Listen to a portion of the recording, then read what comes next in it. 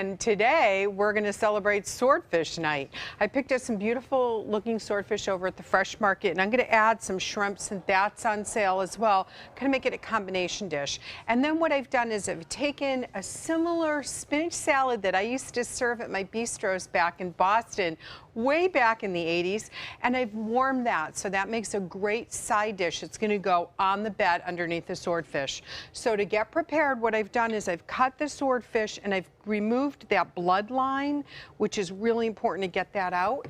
And I'm going to put olive oil on it, salt and pepper. It's going back in the fridge for 20 minutes till we're ready to sear it. And then, of course, I'll brown up some pancetta and get the spinach ready for a little dressing. Like I said, a warm salad underneath. So stay with me throughout the hour. We're bringing delicious swordfish and shrimp on the menu today. So I have the swordfish seared on one side. I want to tell you about my secret. I love using the fish grilling seasoning from the St. Armand Spice and Tea Exchange. It's wonderful. It's a blend of many different seasonings, and you can always buy it in a small little packet to try it out. But those are good things when you're grilling or searing. So you have all the flavors married together. It's going to really bring out the flavor. In about, 3 to 4 minutes per side is when we turn. A little more salt and pepper, then I'm going to add the shrimp. Let's go over to this other pan. You can get the pancetta already diced at the market, which makes life a lot easier. Otherwise, stick the pancetta in the freezer for half an hour. It'll make it easier to dice. And then you're going to brown it up. Now, with the pancetta left over, that's that Italian bacon, so you have all that beautiful bacon fat in there. We're going to add the spinach. Okay, and like I said, this is a traditional spinach salad that I used to make. Oh man, spinach salads were so big in the 1980s, and we'd put in artichoke hearts and mushrooms and things like that. I'm omitting the mushrooms today just because I don't feel like I need it in this particular recipe, but it would be really good with that as well. So I'm going to let that simmer down just a little bit, probably about less than a minute, and I'll stir it down, and it's going to reduce by quite a lot. So while it looks like an enormous amount in the bowl, this is going to reduce down enough that I need the entire packet, if not more so. Right now what I'm going to do is I'm going to move the swordfish over to one side. I'm going to add the shrimp. That looks like the perfect amount right there. And just to enhance the shrimp, I'm going to add just a little dab of butter.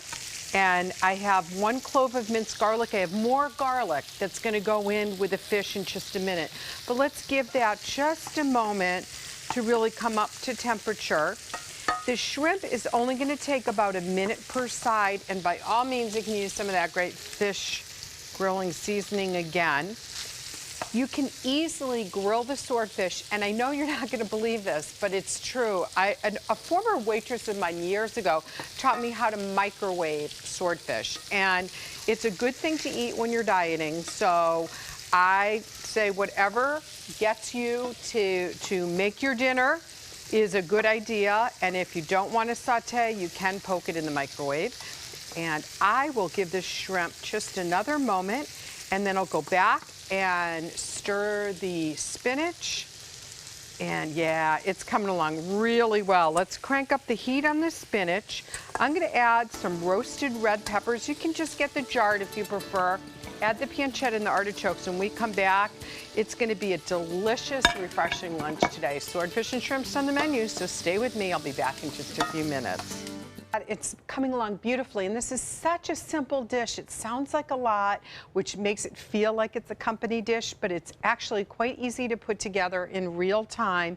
Swordfish is done, shrimp is sauteed, took them out of the pan. The spinach, the warm spinach salad, completely done. That only takes 2 minutes, and you have those beautiful artichoke, those whole artichoke hearts, and it has that bit of the Italian marinade in the jar, so I put a little bit of that in, and that becomes its own dressing as a base. Now let's talk about adding a little butter and oil to the pan, garlic, mint, and basil, just a little bit, and then I'm going to add a little more oil just to give it that flavor, and a quick saute.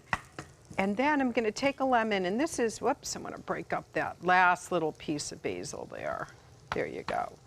Now, if you have basil in your garden and it's starting to get to that point where you really need to pick it, go ahead and put it in the blender with a little olive oil, and then put it in ice cube trays, and you can use that as well. When you don't have basil available, you can just use that in the dish.